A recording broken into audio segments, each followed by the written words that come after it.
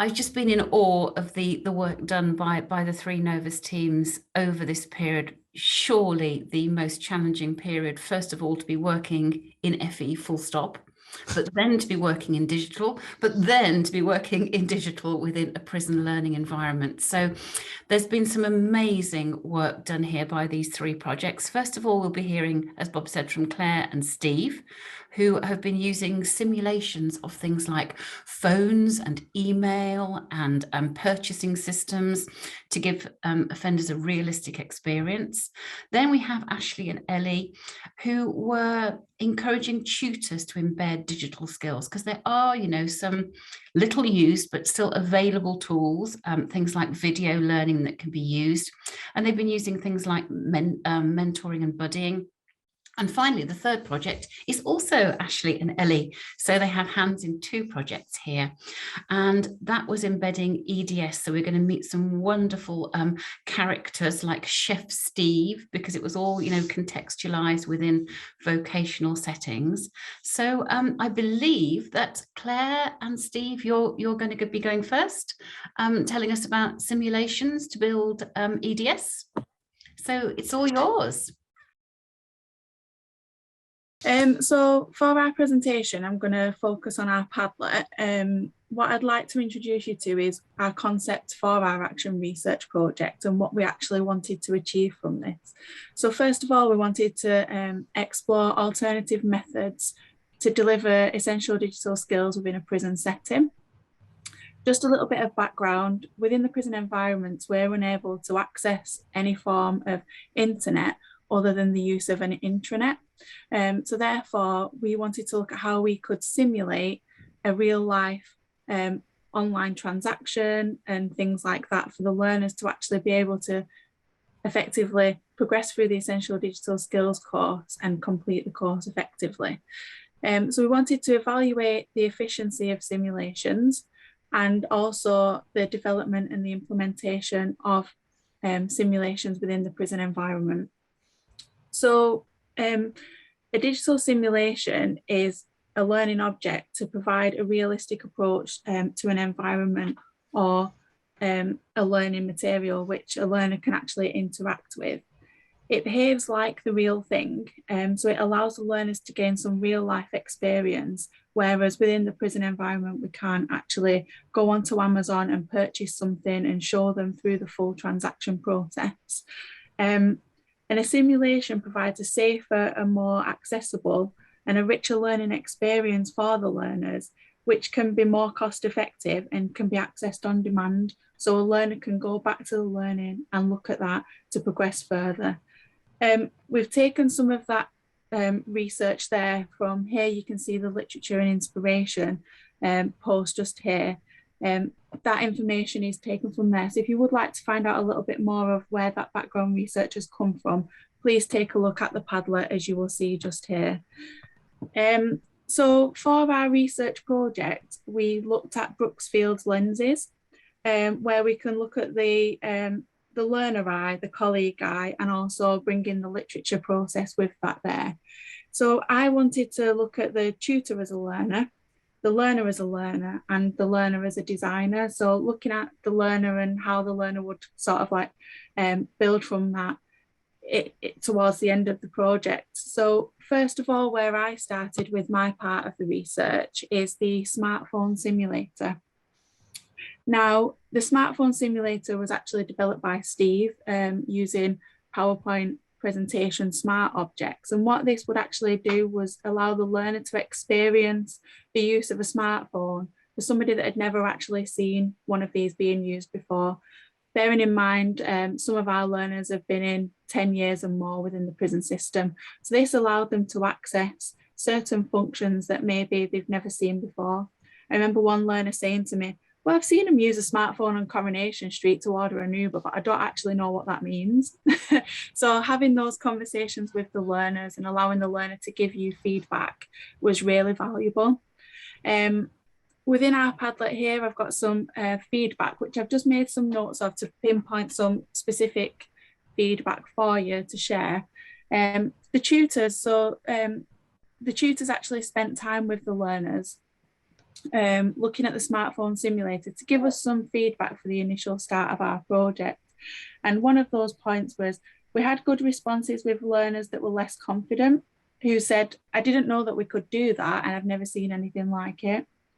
And it's inspired me. So the tutor actually went on to say, sorry, that it inspired her to check where she could implement her own interactive resources within her sessions. And she's actually gone on from this initial smartphone simulator to develop a PowerPoint based on Twitter, which allows her to include content. So that's our tutors as a learner initially, but also based from my research of obviously looking at the smartphone simulator. And then the learners have actually said that they hadn't seen a mobile for some time, and it's good to see how things have changed and how things are readily available with on a mobile phone, basically like it's a computer. And again, they've never seen anything like it before. Now, some of the learners actually suggested some points that they would like to add on. Some of them who were familiar with a smartphone, they suggested that with the simulator that maybe we could add a few more points on. So we were talking about Facebook and Twitter and all things like this in line with essential digital skills and the communicating and things like that. And they wanted to actually see it in action. So they gave their own points, and this is here within our learner feedback. If you access the Padlet, you'll be able to see some of those information, and also within our research project.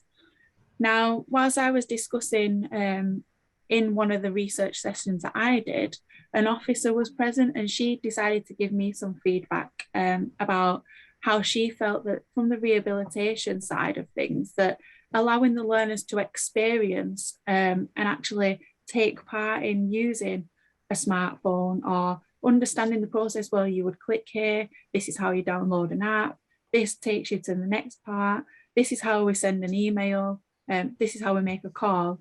She felt, that from discussing that with the learners, that her point of rehabilitation and allowing them to actually experience this was really valuable.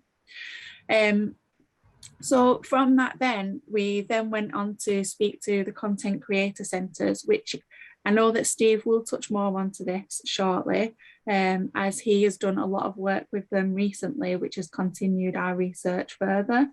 But initially we wanted to find out how, like I was saying earlier, cost effective and easy these things were to make and how to implement them.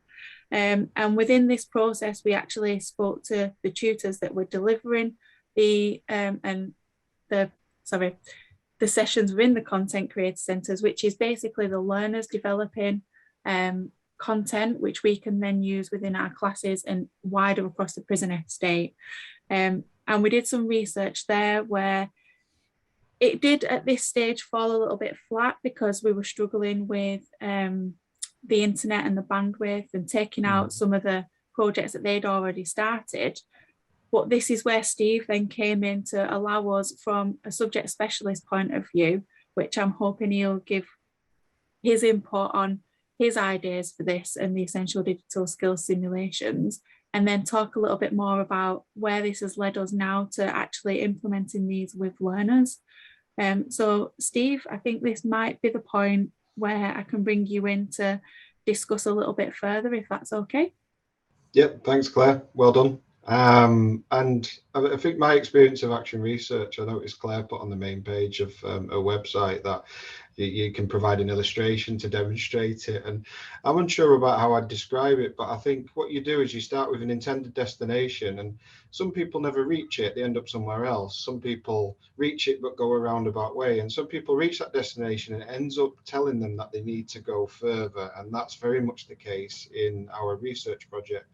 So Claire's briefly mentioned the creator centres there, the simulators that the creator centres made and their importance for EDSQ. We could not have completed the pilot for essential digital skills qualifications without some element of simulation. That's how important they were. They were a technical solution to a major problem we had. And they were a technical solution that we came to years ago when we did something else that was completely for something different, to give people an experience of using a smartphone when they'd never seen one. It was HMP Northumberland who've got some very long-term prisoners in and who had never seen a smartphone, perhaps the most influential technology in the last 30 years. So it was really important that we pursued that early work, but then build on it.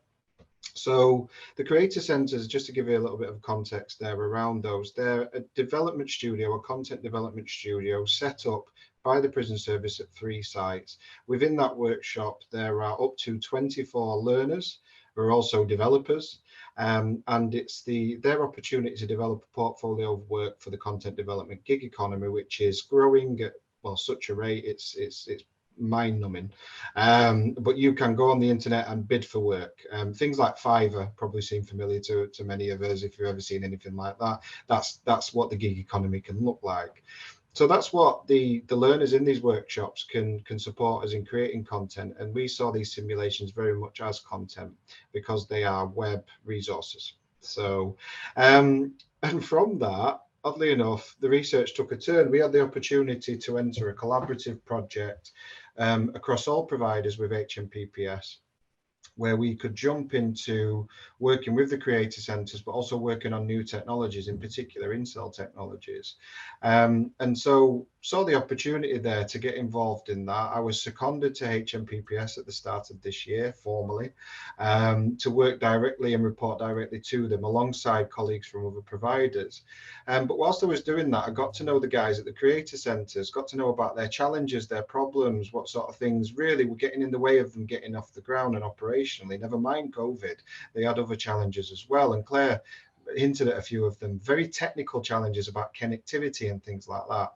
But also they had challenges around how these things are done, how they make sort of content, how they make simulations.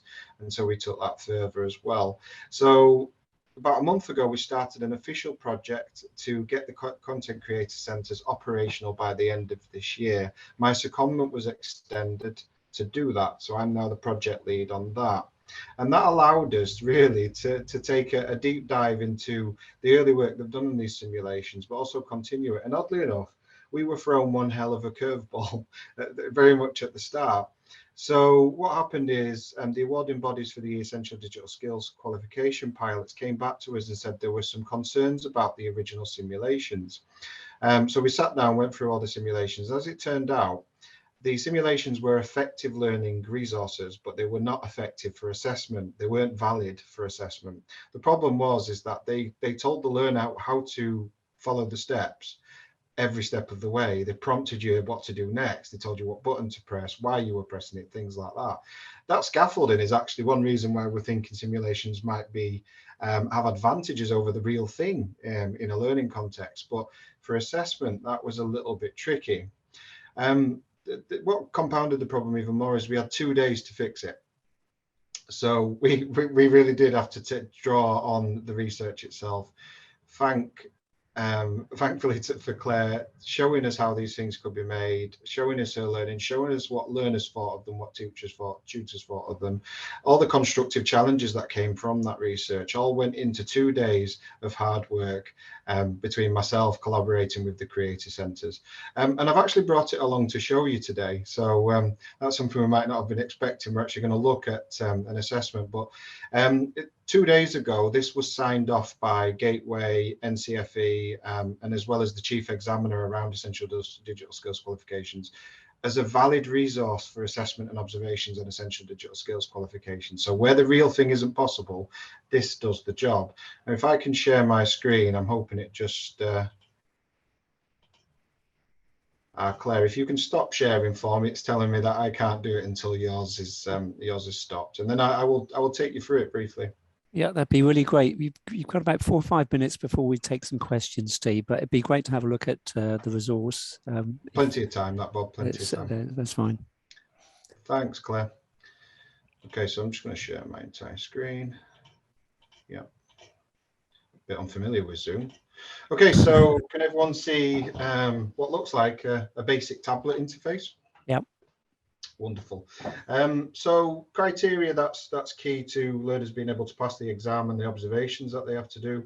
They have to be able to add 2 contacts. They have to be able to send an email to those 2 contacts and add an attachment. They have to be able to change the settings on a device, and they have to be able to instigate or implement a video call. They have to be able to respond to that video call. They have to be able to mute and unmute, and they have to be able to end that call. All of that currently impossible in the real sense in prisons, so we have to use simulation. So this is how this one works. So I have permission to do this, so in fact what I'm going to do is I'm going to start it again. I did time myself at 2.5 minutes here, Bob, so I think we'll be okay. You're okay. This is the scary thing is about demoing technologies. This is when it lets you down, but anyway, let's try it. Just go for it, Steve. I have the permission of my colleague Rob to use his information to show you this simulation. But as you can see here, I'm adding a contact. And some of you might recognize the interface. It's based very, very closely on the iOS interface that you find on iPhones and iPads. And we did that because we wanted something that's simple to use, simpler than the others to use, but also quite popular. So I've just added a contact there. I'm going to add a second contact. And this is actually part of the exam and the observation records that learners have to produce. We'll put his email in there. You'll see how this works. So this data isn't actually going anywhere. It's not being stored permanently. It's being stored temporarily in something we call variables. Variables are a little bit of code that runs in the background of this object. So we're not actually breaking any rules in terms of storage of data. We don't have those problems because this is part of the reason why we're restricted. But I can therefore, because I've created a variable, I can therefore edit it, and that meets the criteria. So it's sort of great. That's 2 marks. So I've added those contacts, and I'm going to go, just bear with it because it's slowing down because I'm sharing. This is the trick, I mean, yeah. So going back to the main page, I'm going to send them an email now. Now the criteria says you have to send it to a direct recipient, but also copy a recipient in.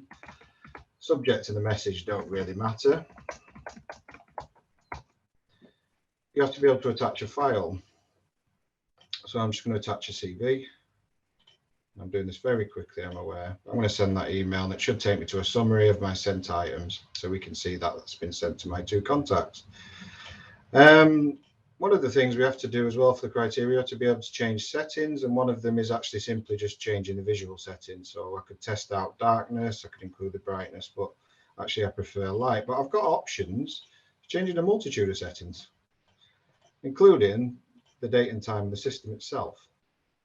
So that criteria is hit. And then this one was a key challenge. And we took this idea from video games, oddly enough, because the criteria simply says they have to be able to initiate a call, respond to it, unmute and mute, and then end the call. It doesn't actually say it has to be a real call. So I'm going to create a call. This is based on FaceTime. I'm going to call the examiner. Just bear with her. She'll take a while to join the call. There she is. She doesn't move a lot. And she talks in bubbles. I'm not going to apologize for her. We find it a bit strange, but anyway, yeah, we're going to call about our video call observation. So yes, I am. Thank you for your time. So now she's asking me, can I show her I know how to mute myself? So I'm just going to press the mute button, and I'm going to mute. So perfect. I really like her. She's always friendly. She's always smiling. Her office is always immaculate. Okay, so there's one more bit to do to show me you know how to end the call, and there we go. And that is literally the criteria for the exam. But some of you might be a bit dubious and think it's a bit goofy, that. But if you think about what doing a thing with a digital tool or device is, it's following a process from start to finish, necessarily in the right order, although we often find with digital tools that we have different orders we can follow. But that's all the criteria is that showing that you can do that. So if you could show that you can do that in a simulation, then there's a good chance that you can do that in the real thing. But with the real thing, there are dangers. And there are risks, there are problems. I mean, the internet is just one big problem in itself for someone who's not familiar with it. So we can, going back to your comment, Bob, about halfway through the research, we can actually say that there are advantages to doing this. And one of them is safety. And going back to that original sort of thought piece I did for Claire around the research initially, thinking about pilot training, you wouldn't put someone who's you're unsure of if they can fly a plane straight into the real thing. You put them in a simulation to make sure that they know how to do everything properly and safely, and know how to do all the checks. They can take off and land as expected, and then you build that experience from there, and you start to remove the scaffolding. Our simulations are simply just a differentiating technique. They're scaffolding, but Fantastic. we're forced to do it. So if I close that preview there, I'll come back to you now and stop sharing. And I think that takes you through our journey, but actually you can see at the end of this, we have a working simulation which has been approved by awarding bodies and the Chief Examiner for Essential Digital Skills, and it's enabled us to complete Essential Digital Skills qualifications. I'm glad to report as well, those exams have just finished. So it looks like we've gotten through it, which is a miracle. So, and that's all providers have benefited, not just us as Novus. So that's the important thing. Thank you to Lynne and Bob for the opportunity, and thank you, Claire, for doing the legwork on this. I just took advantage of what Claire's hard work, let's be honest, at the end there. Thank you. Fantastic. What level, you mentioned the EDS, that assessment that you just took us through, Steve? At what level is it at? Is it at, or is it for? It's actually valid for both levels, Bob. It does both. Is it? Right. Yeah, okay. They have different criteria, so the exam will call them for them to do different things.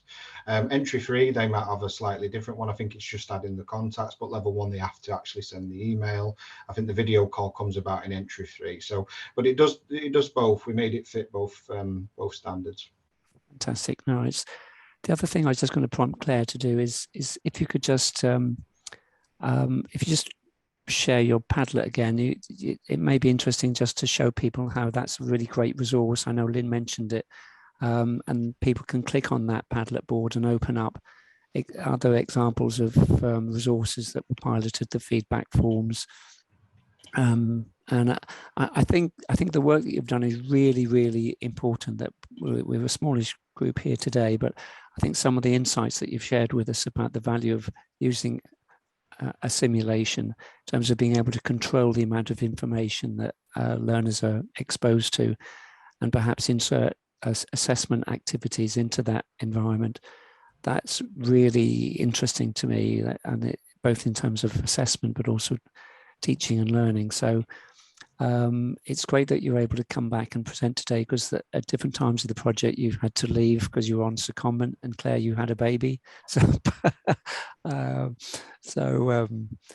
it's been great that you've been able to join us. So thanks very much, Steve, and for Claire.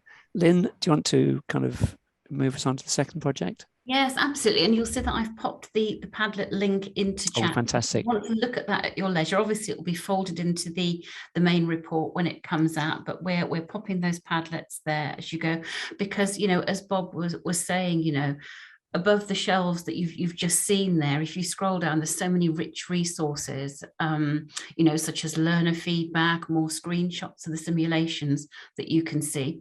And I think, you know, it's proved to be an amazing way of curating that research. But actually, I know that, you know, Claire particularly has been just collating that as she went along. So it's actually followed the trajectory of action research, and it's allowed other colleagues to get in it and actually see the research unfolding, which is brilliant. So yes, we have Ashley and Ellie now, and in an English context, they were examining how we could encourage and empower prison tutors to use more of the digital assets that they've got more widely. So I can pass over to the two of you.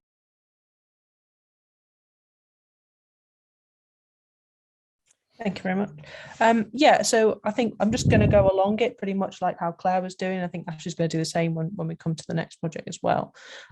So beginning with our kind of inspirations, yeah, we did have a bit of a look at Brookfield's lenses as well, in terms of sort of wanting to do our own reflections on the project. But really, the sort of inspiration was work that had kind of been started and done, and obviously we don't want to not mention Jane and Steve and other sort of digital champions within Novus, because what we were doing is we were trying to build on the existing digital tools and some training offers that had gone before. So just on that left hand side there's a screen grab of sort of some of the digital tools that were available for teachers to access within the classroom. Yeah, it's that one there. And so those are the sort of things we were looking at, and we ended up at the end of the project with kind of 5 digital tools out of these that we were really kind of pushing and showcasing to people, you know, just in reference to delivering English qualifications. We obviously deliver functional skills across our region. So that's what we do. So other sort of inspirations down there we looked at, the one I probably want to mention is the coach review. So the coach review, large scale government review, came out 6 or 7 years ago of prison education. And it was interesting for us to look at this project in a way where we think about the steps that have been sort of taken forward since that came out. So the references in that to the virtual campus, about it not being particularly it being there but not being particularly well accessed. I do feel that like steps have been taken forward, not just by Novus as a provider, but others as well since that came out. So that was a good sort of starting point for our literature. And then the other literature that we were looking at, it's kind of just sort of inspiring us by anything that kind of really added weight to the fact that when digital came into the prison classroom, it's been beneficial.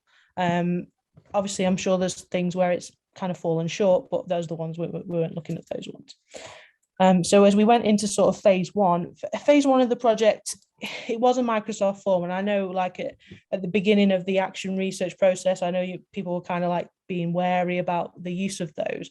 But for myself and for Ashley, it was kind of a way initially to introduce the project to the West Midlands. Ashley and I are based in the West Midlands. Prison education is broken up into prison lots. We are lot 15 and there's 8 prisons in our lot, which is kind of large, and most have 5 or 6, I think, and there's 8 in ours. So we kind of got the support of the lot manager, and she helped us share that. So I think we ended up getting about 9 responses.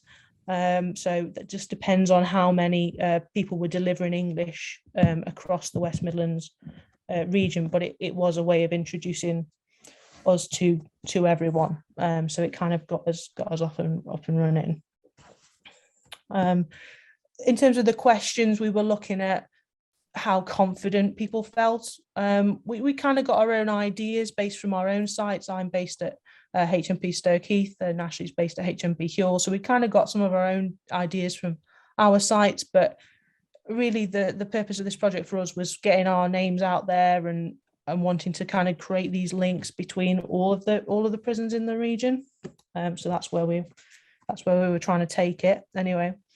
And then we kind of moved into phase 2. So phase 2 was some pilot training offers, and just for ease of use, and particularly with the COVID delivery going on in the background, those took place at our sites just for ease of access, really. Throughout the project, we were struggling with access. So we were building on BKSB as a key tool. It's used a lot for initial assessment, diagnostic assessment across our prisons, but we were looking more about using it for its skill checks, or for doing independent study using it, and kind of building tutors' confidence in doing that and setting their learners up on it. So that was kind of part of the pilot. And the other thing that was part of the pilot was the smart screen. So we deliver city and guilds for our functional skills. And I think it's kind of, people weren't very aware of it. Certainly at my site, that how much stuff and how many resources that could be used were on there. So it was a good place to start, and we were able to kind of get people set up with all the logins and things very quickly. So they were kind of like quick wins to get us off at that pilot stage. We also, at the pilot stage, we did a couple of focus groups to unpack a little bit more some of those questions that we'd asked during phase one. I just ask you there, Ellie, in the focus groups, I think one of the things, and in the questionnaires, you were trying to encourage and support English teachers in using digital technology in their English teaching. And you mentioned that there had been a kind of training offer before. What were some of the factors that people identified as reasons why they didn't get more, why they hadn't previously got more engaged? Was it the tools they'd been offered, the way the training had been offered? What time usually comes up quite significantly. Time. Yeah. But then for me that kind of stems from a lack of confidence, because if you don't feel confident, kind of dive in and go in it, because it's not as simple as, it's difficult to imagine, I guess, if you're not in the offender learning environment, but it's not as simple as turn on your computer, open up a web browser and go, there's multiple stages. It's connecting to a remote desktop, it's going into the virtual campus, it's then more logging in, and it's always just seems to kind of put people off. So we were really always keen to sort of demystify that it is such an arduous process to get to the point of just get into this digital tool. So anything we could do to kind of simplify that. And I think it's just about exposure. The more you do it, hopefully the more sort of confident you feel about approaching it, and it doesn't seem so difficult. And I guess the more, any of us as digital champions keep talking about it, eventually people will give in, I think is the tactic we're kind of taking. So yeah, I think that was the majority. Okay, thanks. So kind of moving into sort of the third phase, the first thing we did was we had a really good chat with Rachel Hall. She's part of a teacher education development team within Novus, and they deliver a lot of the sort of CPD around teaching learning assessment for our colleagues.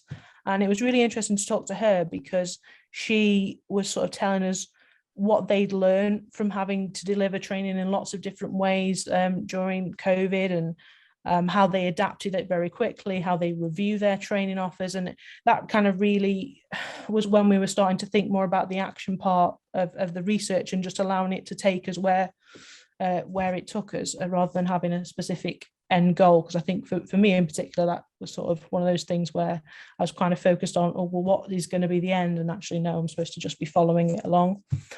So hearing how they did that as a team was helpful. And she sent us through a lot of resources, and we put them there. That she sent through sort of, and how they gather feedback as well, because we were kind of interested in how we were going to try and gather feedback.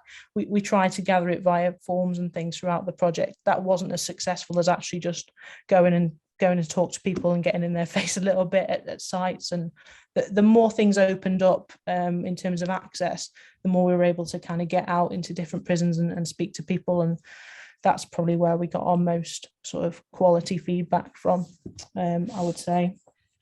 So yeah, we went at that point, we kind of expanded from our 2 sites into we went to HMP Birmingham, we went to Featherstone, and then later we went to HMP Stafford and HMP Swinburne Hall.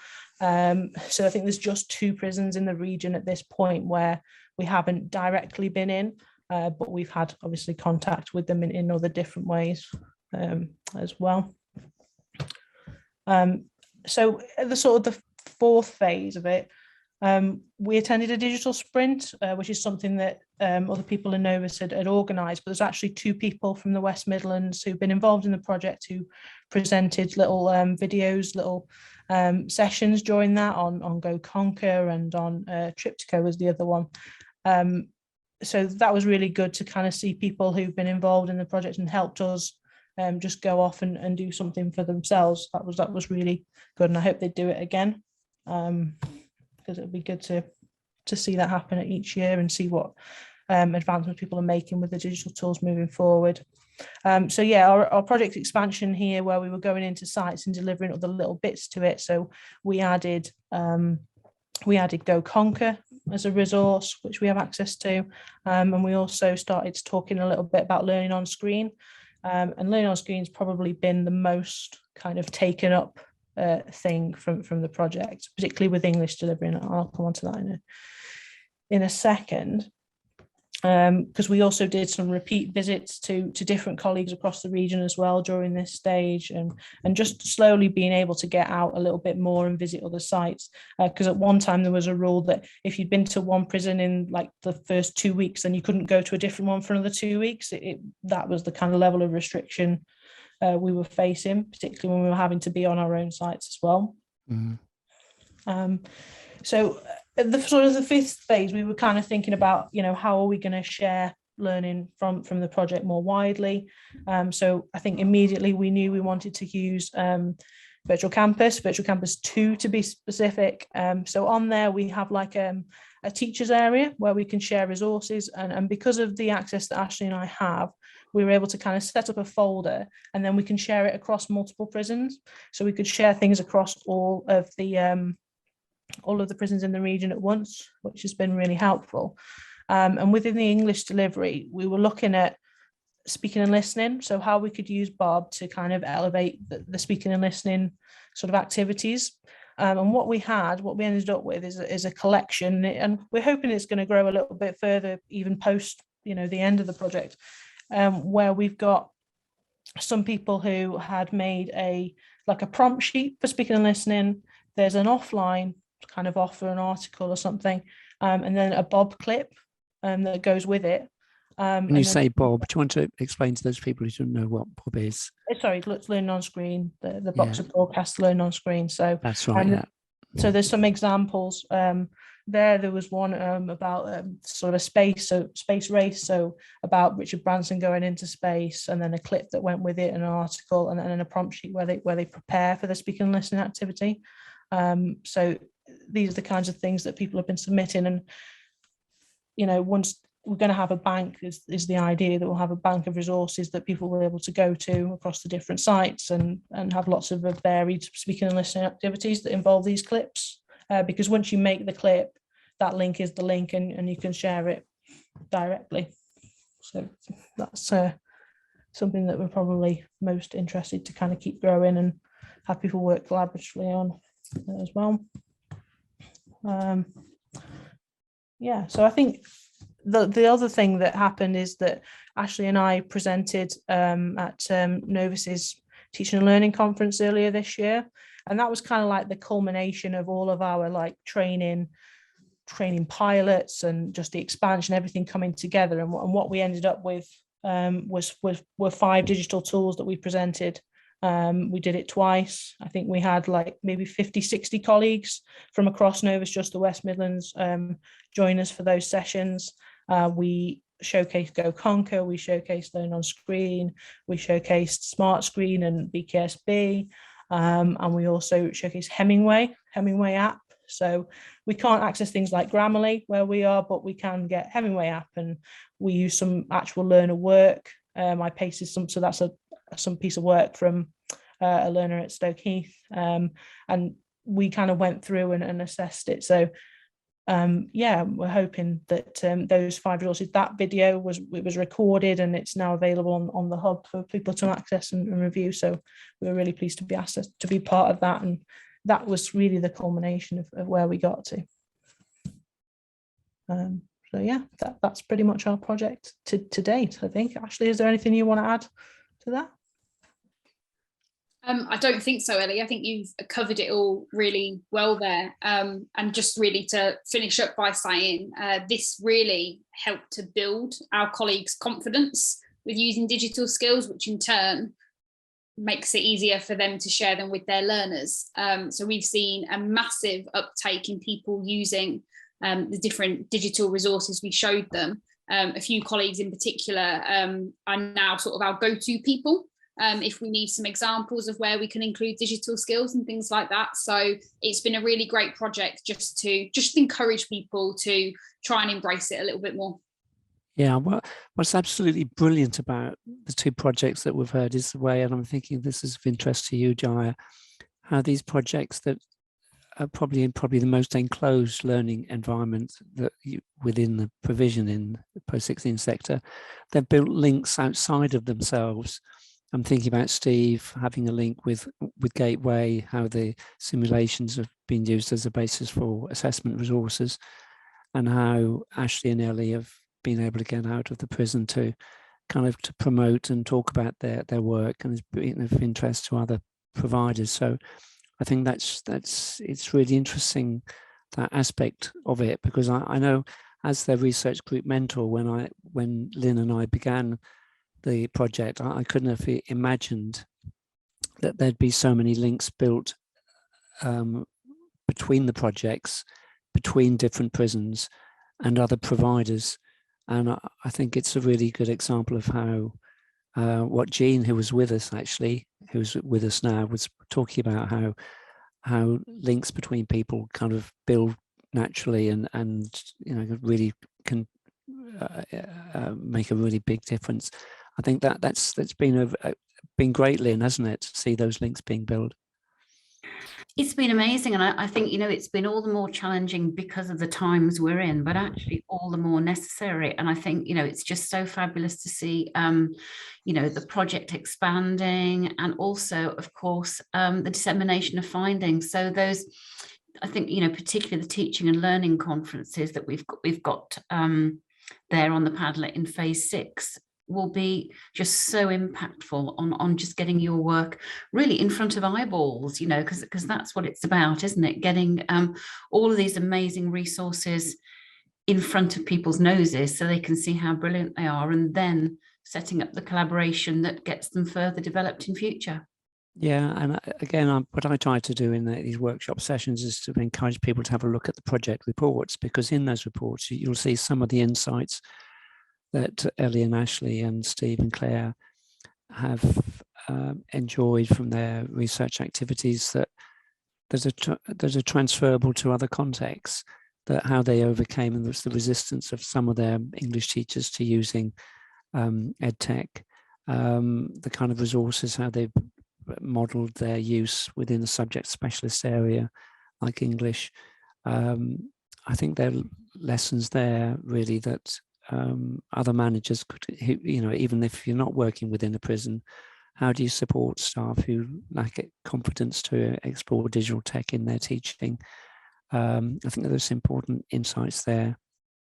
And there's no greater challenge for those of us who work in the sector and trying to get vocational staff involved in English and maths than the one that Ellie and Ashley looked at in terms of the third project. So Lynne, do you want to just move us on to the third project? I will, absolutely. The third project, again, this is Ellie and Ashley collaborating here, which is wonderful. I think that's given a real coherence between the projects. And here we're looking at building on the ETF's digital skills starter and ender activities, those cards that enable tutors to introduce digital, sometimes without the use of a computer. So computer free, maybe working on templates with Sharpies and paper. And Ashley and Ellie have been looking at that, but I think particularly powerfully because the original cards were generic. And it's actually all about contextualizing that to specific specialist areas in vocational learning. So over to you. Wonderful, thank you. Much like Ellie did, we're just going to work our way through the Padlet, starting off really with why this project. Why did we need to look at embedding digital, particularly with our vocational courses that we have on offer within the prison sector? And it wasn't too different from the whole FE sector as a whole. There's a reluctance by vocational tutors to really embrace digital, whether that be using digital resources like computers or tablets, or just talking about it, just making conversation about the digital world, about social media, things like that. So yeah, we saw a parallel there between prison education and wider FE. And as Lynne said, when we started to think about this project, we really took inspiration from the ETF's digital starter and enders cards that they used. And this really allowed us to make a bit of a plan for what it is that what we were trying to achieve. You may probably be familiar with these cards, but as Lynne said, they're just very generic ideas of how to get some digital into your lessons quite easily, just very short activities or discussion prompts, things to do with How do you know if something's secure? How safe is the password you're using? How to spot fake news? And we decided to use this as a template for creating some vocational specific cards, specifically focusing on the 3 different areas of vocational study we have, which is catering and hospitality, construction, and cleaning. So stage 1 was recruitment to the project. Okay, Ellie and I both come from a functional skills background, English and maths. We are not vocational experts, so we need to speak to those that are. And we were able to recruit these with the support of our regional lot manager for the West Midlands, as she knew where the best vocational practice was currently taking place. As Ellie said, we have some hurdles with COVID. So we initially identified a specialist for each vocational area, one of whom we then couldn't make contact with as we weren't able to go and visit their site. And because of COVID restrictions there, they were very limited with how much they could interact with us. So we had to rethink that one. And we ended up recruiting subject specialists from the sites that Ellie and I work at. So the catering and the construction specialist came from my site, HMP Huel, and the cleaning specialist came from Ellie's site, HMP Stoke Heath, just because access was easier there. After we'd recruited them, we introduced the pilot project to them, which was to help us gauge their level of confidence with digital skills and sort of create a bit of a baseline, a starting point. And we were very cheeky and stole something that Claire Holland had previously put together, which was this Facebook group template. So we're essentially asking the learner, okay, you're going to come up with a pretend business and you're going to fill in this template as you would a Facebook group. So it was a double way of teaching things, really. Those that were already familiar with Facebook could just get on with it, but they could also support those that weren't familiar with Facebook, that had perhaps been in prison for such a long time that Facebook wasn't a thing when they were last using the internet, if using the internet at all. So we gave this initially to the catering subject specialist and sent him away. Come up with something. What can you come up with? So he did the activity himself as a learner would. And this is where Lynne's mention of Chef Steve comes into play. Chef Steve is a fictional character that the catering tutor uses in his food safety course. So we brought him in here because he was a familiar character and he created this Facebook template. This is coming from a tutor who is familiar with Facebook, but doesn't really use it all that much. He has it, doesn't really post on there. And he did this himself to gauge an understanding of how comfortable he felt doing it. So when it came time to ask his learners, he could say, look, I've done it too. He reflected on this at the same time. So we kept like a little diary and saying that while putting this together, he realised that this was a really good activity he could use to stretch and challenge his learners. Once all the bulk of the learning was out the way, this could be an extension activity. And he was really, really keen on it. He loved the idea of having a template to fill in, so much so that within a week of just showing him this one activity, so really early on in the project, he went and made a whole new computer resource to do with food safety and used it as a revision tool.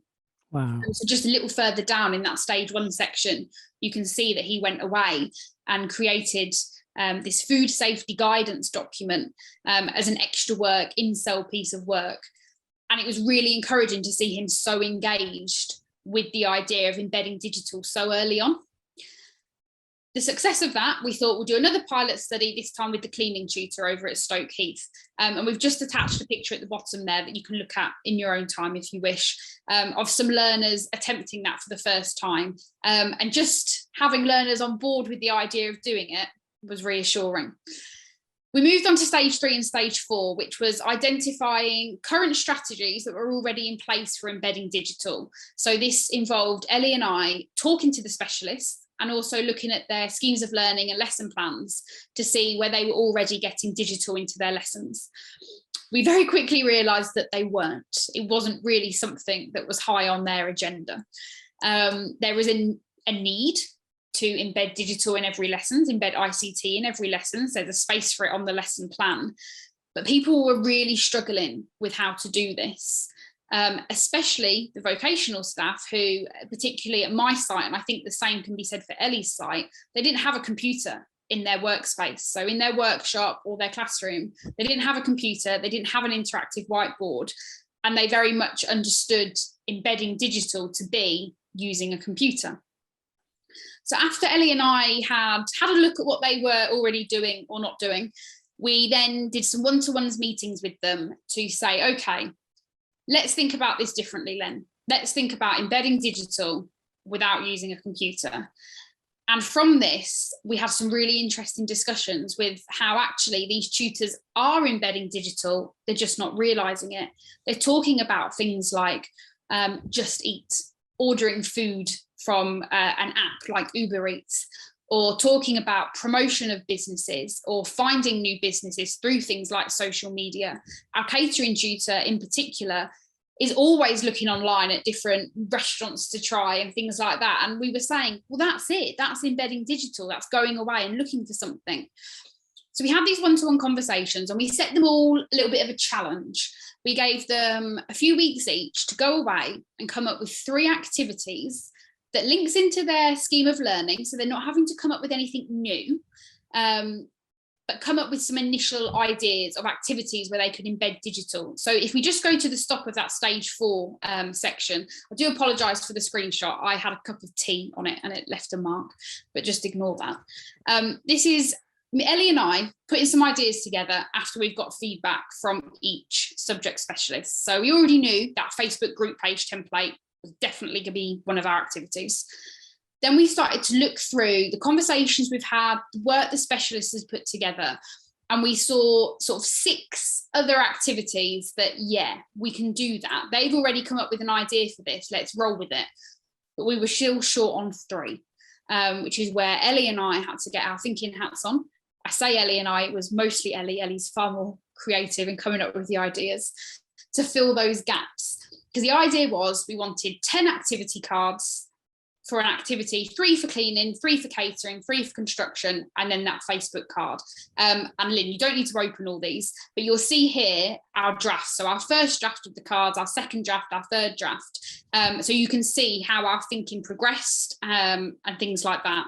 And then if you go back, Lynne, to the main Padlet page, you'll see in stage 5, is when we put together what we're calling like our final set of cards. So just at the top there, Lynne, if you click on that one while it loads, the idea was we'd have an activity front sheet that just very simply said what the activity was. Then we'd have the activity on the back of that card. So just like ETF, it's just like a physical card you can turn over, and then any activity resources that were needed in there. So Lynne, just flick through these while we're talking. We kept prominent activities like Chef Steve, he was very popular, and we also incorporated things that they were already doing. So these recipe cards here for the catering at Huel, they actually run a bistro, and one of the things they do is every Monday they get together and they write a list of all the recipes they're going to cook that week. So I had a conversation with the catering tutor and I said, well, how do you look through the recipes to decide what it is you're going to do? And he said, well, we've got bits of paper here, we've got books there, blah, blah, blah, blah. And I said, that sounds quite messy. So we came up with the idea of creating actually like a little recipe deck. And we said that this could be done either using a computer, if access was available, or you could handwrite them on a template that was made on the computer. And from that, little ideas started to be sparked. The construction tutor got really into it. He came up with a whole Screwfix type website, Foxy Fix, which was a play on his surname. Also loved the idea of using the WhatsApp template, again, very kindly designed by Claire Holland, as he uses it as both a starter and a plenary to test a starting point of knowledge and also test what they've learned at the end of the course. And we found that people were getting really, really creative, which was really exciting for Ellie and I, because prior to this, it had been a bit like pulling teeth. Lynne, if you just come out of there and go back to the main Padlet, please. Underneath here in the project resources, you'll see that I've just picked out a couple there. Chef Steve in particular, his activity is all about Chef Steve's turned up for his first day at work, looking like that. They've not let him in the kitchen because it doesn't meet health and safety regulations. Can you send Steve a tweet telling him what he might want to look at changing before he tries to re-enter the kitchen? So it was building on the knowledge that they learned during food safety about professional conduct when working in a kitchen, but also bringing this idea of Twitter in, writing a tweet, using hashtags, tagging people, not going over a certain character limit. So it was reassuring to them because they already knew the content. They'd learned about how it was appropriate to dress, but then there was this digital twist on it. In stage 6, you'll see that we got some learner feedback and some tutor feedback. For us, really, the learners were our tutors because it was them that we were trying to improve their digital skills enough that they felt comfortable teaching it to others. So we won't go into detail on every single one, but please do have a look through the learner feedback. Here we can see some learners that gave some feedback on the Foxy Fix website. They loved it. They thought it was a really great way to bring maths, IT, the outside world into their lessons. They gave their tutor a little bit of stick for naming it after himself, but it was all with humour. But they loved it. Lynne, please do click on these. This is from Ellie's tutor, Stoke Heath. They really ran with the Facebook template. As you can see, they got very involved with the colours and making it look visually very pleasing. And they came up with their own cleaning business. And you can see they filled it in exactly as they should. They put in some brief details about what they do. They've included images, and they really, really enjoyed it. And actually, I think Ellie will correct me if I'm wrong, but I think the cleaning tutor actually enjoys delivering this as well. It's something different to their lessons. As for tutor feedback, overwhelmingly it was, wow, I feel like my confidence has really, really grown with doing this. The catering specialist said to me, and I think it's the first quote I put on that page, was he's found a new appreciation for the importance of digital skills. Prior to this project, it had just been, I need to fill that in on my lesson plan. But now he actually enjoyed doing that, enjoyed thinking about different ways of doing it, which I think was the whole reason for the project, really. We wanted people to not feel like digital was a chore. So finally, just to wrap things up, our future plans is that we want to share these activity cards with others. So to start with, we'll keep it small and just within the West Midlands, and then we'll stretch it out to all of our Novus colleagues. We will get the quality team to check them, make sure they're happy with them, put them into lovely Novus branding, and then we'll be ready to share them across Novus. And actually something so recent, it's not even on the Padlet yet. Ellie and I will be attending a Novus conference in a couple of weeks, actually, where Ellie and Jane, our project overseer, helping us on our way, we're going to be doing some breakout sessions using these VT cards, so sharing them with Novus colleagues as well as other Novus partners to show, look, this is what we've been working on, this is how we're trying to embed digital even in the most difficult of circumstances. Take a look and tell us what you think. So we're really excited for that opportunity to share them there. That's all from me. Ellie, feel free to jump in and add anything, but if not, I'll be quiet. Ellie, was there anything you wanted to add to Ashley's fantastic overview? No, we're just kind of looking forward to kind of sharing it further. We've even had marketing come and kind of fancy up our initial designs now, so we're pleased about that. Oh, that's fantastic. Lynne, I'm as you all probably will have gathered, we're going to stay as we're a smallish group, but I thought it would make sense for us to have a discussion after presentations within this group rather than split up, because it'll save time, and also we'll keep all the presenters together as well. But I think there's some really important insights there about how you engage vocational staff in changing their practice, whether it's to do with EDS or embedding maths in English. It is about what you've done, Ashley and Ellie, which is to go and look at what they're currently doing.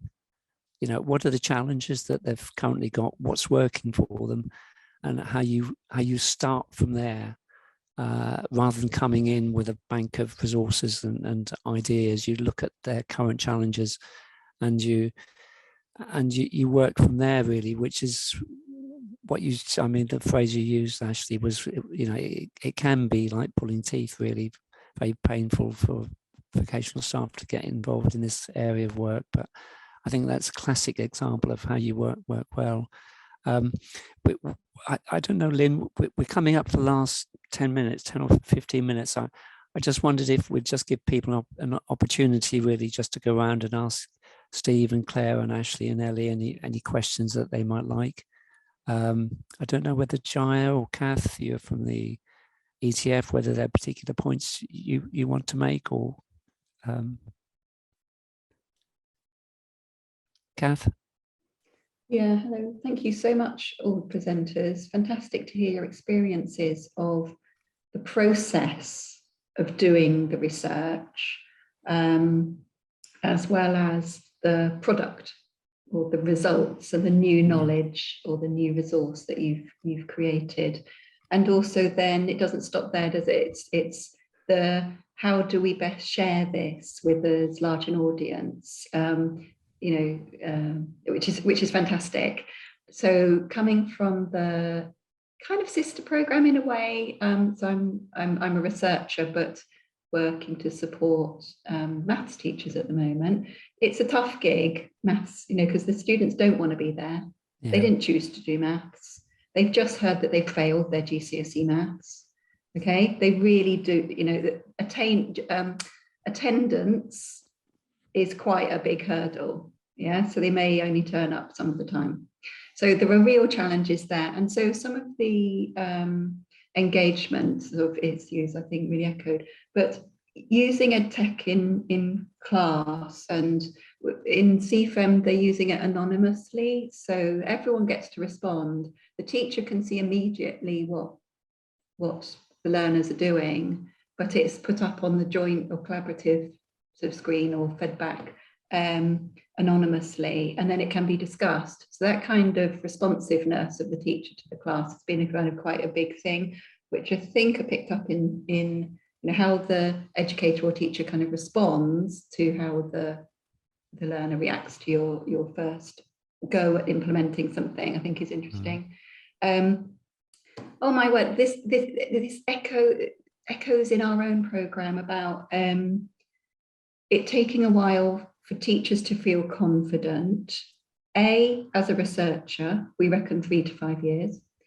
B, to familiarize themselves with any new app or tech or implementation or whatever, to get to a point where it's going to be effective with learners. So that's CPD for teachers, and the time to play for teachers before you go and use it with learners, it's just been a huge learning for us. And I can really hear that in some of what you're saying as well. I love the idea of, well, if I can't use this app in this setting because my setting doesn't allow it, there must be alternative apps, and I'll explore alternative apps that will do the same job, but I am allowed to use them. Now that comes up a lot for us too. And I love that. It just shows there's so much out there in terms of EdTech. It's just knowing what all these different apps do, and then picking the right app for the right purpose. So, that I can really, relate to, and the teachers on my program will really be interested in that finding from yours as well. And then also in the process, and something else that really struck me was the importance and the challenge that's presented by cross-institutional collaboration and networking. I mean, obviously we had COVID, but beyond COVID, it's really tough, but it's really, really rewarding. And the teachers on the CFEM program are really kind of beginning to get into that local area or even sub-regional kind of collaboration now, and they're really finding that fulfilling, because they're ready to share their processes and their ideas and things as well, having been on the program for a while too. But it was really, really tough in the early days. So just some observations, but thank you so much. No, that's fantastic. I'm really interested and really pleased to hear this. It's really useful for me too. Great. Thank you. I wonder, Joe, are you still there, Joe? Joanne down at South Essex College. If you're with us, you just switch on your mic. I know. Hi, Joe. Yeah, I am. I am still with you. I know you and I have worked in different ways trying to engage vocational staff. I think there are some interesting insights into what I was just saying about you have to start with where they're at, don't you, really? And what are their immediate, what are their current practices, and what's the very next thing you can do with them to improve their practice. And I think sometimes, and I've been guilty of this in the past, going in and sharing with them all sorts of, what I know to be really valuable techniques, teaching approaches, but it's all been a bit too much. And I think in your earlier presentation, you looked at something really quite specific, in the early part of the morning, something quite specific, a teaching resource using graphics, and that seemed to work. So it's about starting where teachers are at in terms of their challenges, isn't it, Jo? Yeah, I think that it's just looking at the classroom and coming out of the pandemic in particular, looking at the challenges that are being faced, and really the kind of the idea behind what we looked at for our project was very much about the inclusivity, but trying to maybe just reach out to the students that struggle the most and use that as the driver for the resources that are put into the classroom instead of the other way around. And that's something that I'm quite passionate about, because I just think that if you take it right the way back to reading in infant and primary schools, there's different ways that you can teach a child how to read, but we use one way, and that way might not be suitable for everybody. And I think, I really wanted that focus on what works for different sets of learners. I think this afternoon's presentations has been really interesting to see how techniques have been brought into prison education, because that's not something that I'm familiar with, but it is incredibly interesting to see the barriers and the challenges that are faced there as well. Yeah, and it's, I just wonder, Alison, we're just coming up to the last 4 or 5 minutes really. You work in an ACL setting, don't you, Alison? I do, yeah. Yeah, were there any kind of observations you wanted to make about any kind of key messages there that are resonant for you? I think well, I found it really, really interesting. I'd just say, I think a lot of our learners have barriers. We do have some that can't access the internet for safety reasons. So for me, getting over that barrier and helping them with the digital skills, I think I'll take away some of the things that you've talked about during this session to try and use to help some of our learners who can't access things digitally for various reasons, because of the barriers that they've got. So yeah. Yeah, no, that's great. I mean, we're a smallish group here today, which is a pity in some way, but what's really wonderful to think about now is we've got a fantastic recording, haven't we, Lynne, of our excellent Novus colleagues talking about their work in an inspirational way that I think, as you say, Alison, is really relevant to people who are trying to engage learners and vocational staff and English teachers in kind of accepting the challenges that exist really if they want to kind of look at using EdTech more extensively in their practice. I don't know whether, Jaya, we're coming up to the last couple of minutes now, whether there's any observations you want to share with us. I just want to say those really fascinating presentations, especially some of the barriers that had to be overcome, and teaching digital without access to digital tools and the creative that was overcome is amazing. And I just want to say thank you all for sharing. Yeah, one last point for me is one of the key people that you've heard mentioned several times is Claire Holland, who was working on doing this kind of work. And I first met Claire about 2.5 years ago, and her original creativity and commitment in developing some resources has inspired us all, I think. And you've seen Ellie and Ashley and Steve and others kind of readily acknowledge that. And so well done, Claire, and I'm glad you're able to join us, and Steve as well. I mean, it's fantastic to know that the simulation resource is now being picked up and used by Gateway, and it's been a fantastic set of 3 projects where there's been some really positive synergy amongst all 3 of them. Lynne, I was just going to kind of leave you to have the last word, but you might also, if you could also just share the Menti as well, the Menti code of, if any of you would like to kind of share some of the comments that you've made in the Menti activity, be good to capture that. It might engage people in watching the recording afterwards. Lynne, do you want to just bring the session to a close? I will, thank you, Bob. I mean, I think the most powerful thing here is that people can take a deeper dive into the Padlets as well as looking at the video. Yeah. And there's such richness there. But again and again and again, we're seeing that when it comes to getting people to adopt more digital, more learning technology, it's visualization that's their issue, and it's giving them what, I'm doing another piece of research at the minute, and we're just calling it a glimpse of the possible. Sometimes people just need to see well, no, you can do a Facebook page on paper. This is how you do it. You do it with a really skilled template.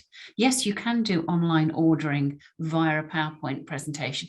And it's just great. I think, there's real doors being opened here, particularly with the dissemination of the projects at conferences. And hopefully this will now continue with this work. But I think I love seeing that from teachers. And now we've got such brilliant, detailed examples from construction, from cleaning, from catering. I don't want to say there's no excuse, but I think they'll prove really inspirational for other subject areas. Yeah, I'm just going to prompt Jean. I don't know, Jean, if you just want to switch on your mic. You joined us partway through the session, but I'm sure you've enjoyed hearing about the collaborative nature of these 3 research strands, really, and how they've helped to kind of feed into each other, and all sorts of links outside of the prisons as well, in terms of links with other providers, assessment. I don't know if Jean, you just want to have the very, very last word. I've always been in the greatest admiration of the work that you do. I think especially work in these very challenging circumstances, and the way that you can create opportunities for people to explore and see beyond the present limitations.